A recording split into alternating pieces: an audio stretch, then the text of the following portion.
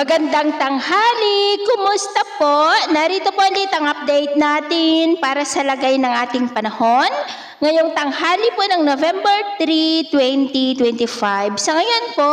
ay lumakas na nga po ang bagyong Tino na ating binabantayan at nasa typhoon category na po habang patuloy pa rin ang paglapit sa kalupaan at nasa layo na lamang ng 275 km east ng Dinagat Islands habang kumikilos pa west, southwestward sa bilis po na 25 km per hour at may posibilidad po na posibleng mag-landfall na yan mamayang gabi dyan sa may Giwan, Homonhon o Dinagat Island. At tatawirin na ang mga isla ng Visayas hanggang bukas pa po ng hapon o gabi at pagsapit pa ng Miyerkules ng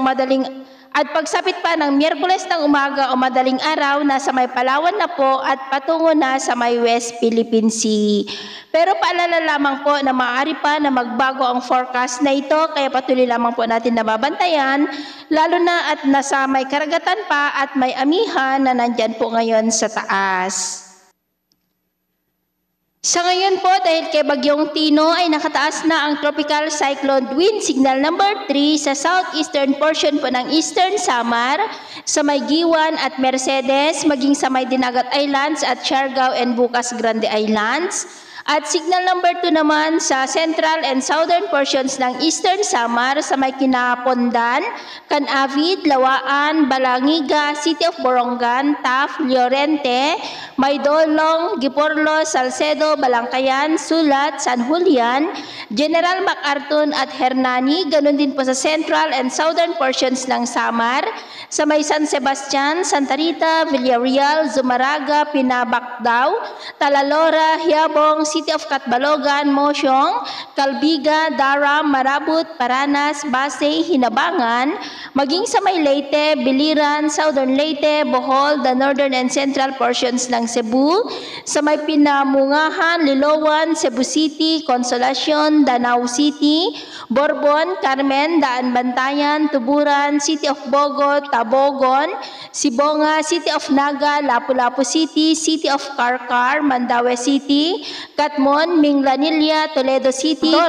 Cordova, Compostela, San Remigio, Balamban, Dumanjug, Aloginsan, San Fernando, Asturias, Barili, Medellin, Sogod, Tabuelan, City of Talisay, kasama na po ang Bantayan Island and Camotes Island. King po sa northeastern portion ng Negros Occidental, sa may City of Escalante, Toboso, Calatrava, Salvador Benedicto at San Carlos.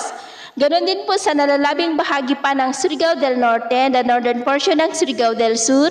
sa may Carrascal, Cantilan, Madrid, Carmen, Lanuza, Cortes, and the northeastern portion ng Agusan del Norte, sa may Kitcharao, Habonga, Santiago, at Tubay. Signal number 1 naman sa may Sorsogon, Masbate, kasama na po ang Ticao and Burias Island, Albay, southern portion ng Quezon, sa may San Francisco, San Andres, the southern portion ng Marinduque, sa may Torrijos, Buenavista, Gasan, Boac, Romblon, and the central and southern portions ng Oriental Mindoro, sa may Bansud, Bongabong, Rojas, Mansalay, Bulalakaw, Gloria, Pinamalayan, Socorro,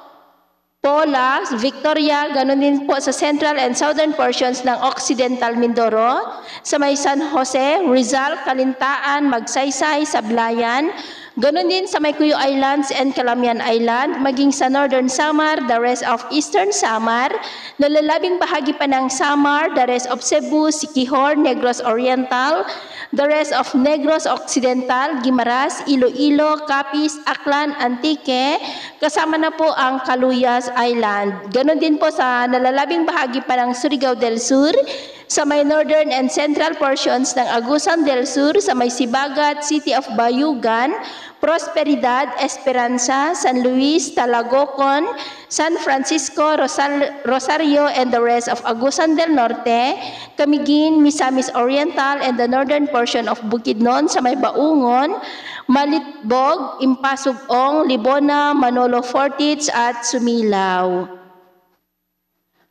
At sa susunod po na mga oras ay asahan pa rin natin ang maulap na kalangitan with isolated rain sa may Northern Luzon, Southern Luzon, malaking bahagi ng Visayas at Mindanao. Kaya mag-ingat po tayo sa mga banta pa rin ng mga pagbaha at pagguho ng lupa. At sa atin naman pong mga baybayin, dahil sa amihan at ang bagyong Tino ay iwasan na po muna natin ang papalaot sa mga baybay ng Pagudpod, Cagayan, Babuyan Islands, Batanes at silangang baybay ng Luzon, Visayas hanggang dyan sa may Surigao del Norte dahil ang mga alon po dyan ay posibleng aabot hanggang sa 2.2 to 3.5 meters height. Kaya hanggat maaari ay iwasan na po muna natin ang papalaot dyan sa mga may kulay pula para po mas makaiwas sa mga sakunang pangkaragatan. So ito na ang latest update natin sa araw na ito. At po muli si James na nagsasabing sa kahit na ng pagsubok po na darating sa ating buhay,